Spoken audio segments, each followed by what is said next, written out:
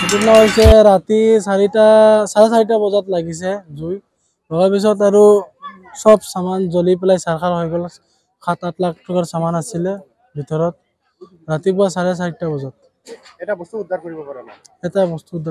fire brigade লগে আহিছে আধা ঘণ্টা পিছত আহিছে আহি পেলাই সব জ্বলা দেখিছে আৰু লগতে এখন পান দোকানো নাই সেইখনো সেইখন জ্বলি চাৰখাৰ হৈ গ'ল দেখিলক গোটেইকেইটা জ্বলি পেলাই চাৰখাৰ হৈ গ'ল কি আছিলে তাতে ফ্ৰিজ কেইটা আছিল ফ্ৰিজ 5টা আছিলে পাঁচটা ফ্ৰিজ 5টা ফ্ৰিজ আছিলে আৰু টকা পইচা কি আছিল টকা পইচা বেছি টাকা নাই 2-3 হাজাৰ টাকা আছিলে 2-3 হাজাৰ টকা আছিল গোটেইকেইটা শেষ আৰু জনগৰ বাষ্পবিলাক আছিলে 3-4টা এইবিলাকো শেষ হৈ গ'ল মাদ্ৰাছাৰ বাষ্প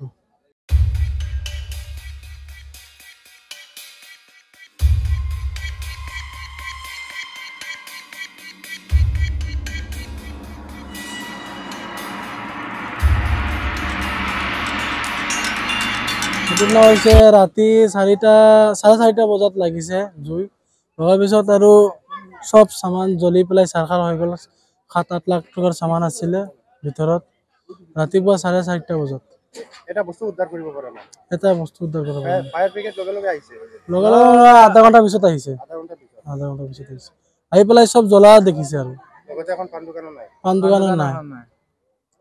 সেইখনো সেইখন জ্বলি চাৰখাৰ হৈ গ'ল দেখিলক গোটেইকেইটা জ্বলি পেলাই চাৰখাৰ হৈ গ'ল কি আছিলে তাতে ফ্ৰিজ কেইটা আছিল ফ্ৰিজ 5টা আছিলে পাঁচটা ফ্ৰিজ 5টা ফ্ৰিজ আছিলে আৰু টকা পইচা কি আছিল টকা পইচা বেছি টাকা নাই 2-3 হাজাৰ টাকা আছিলে 2-3 হাজাৰ টকা আছিল গোটেইকেইটা শেষ আৰু জনগৰ বাষ্পবিলাক আছিলে 3-4টা এইবিলাকো শেষ হৈ গ'ল মাদ্ৰাছাৰ বাষ্প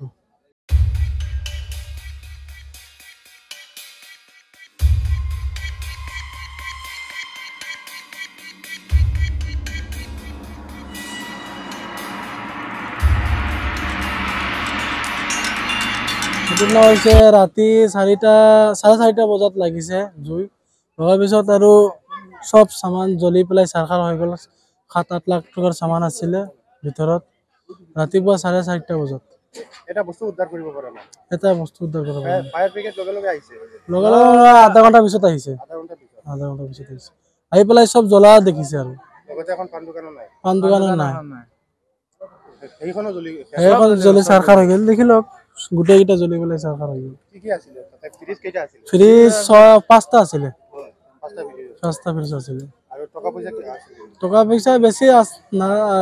টাকা নাই 2-3 হাজাৰ টাকা আছিলে 2-3 হাজাৰ টকা আছিল গোটেইকেইটা শেষ আৰু জনগৰ বাষ্পবিলাক আছিলে 3-4টা এইবিলাকো শেষ হৈ গ'ল মাদ্ৰাছাৰ বাষ্প